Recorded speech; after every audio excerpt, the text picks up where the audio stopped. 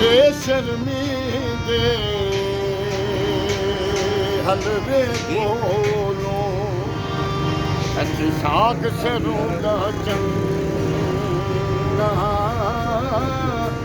ਬੇਹਦੇ ਤੇ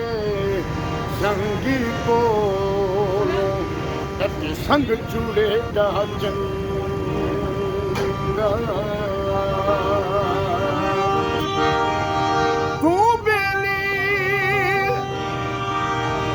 ਸਭ ਜਗ ਬੇਲੀ ਹੋਣ ਬੇਲੀ ਵੀ ਬੇਲੀ ਸੱਜਣਾ ਬਾਜ ਮੁਹੰਮਦ ਬੈਠਾ ਅੱਖ ਸੁਣਦੀ ਪਈ ਹੋਵੇ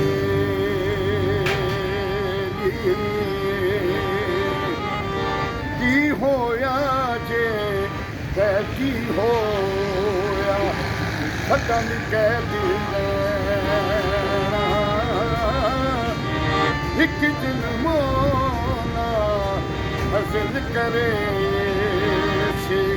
ਅਤੇ ਹਲ ਸੰਗਤਾਂ ਵਿੱਚ ਬੈਠਾ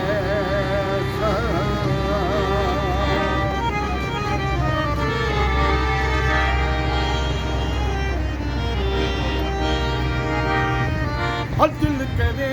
ਤੇ ਥਰ ਥਰ ਕੰਮਣ ਅਤੇ ਉੱਚੀਆਂ ਸ਼ਾਨਾਂ ਵਾਲੇ ਫਜ਼ਲ ਕਰੇ ਤੇ ਬਖਸ਼ੇ ਜਾਣ ਮੈਂ ਵਰਗੇ ਮੁਕਾਬਲੇ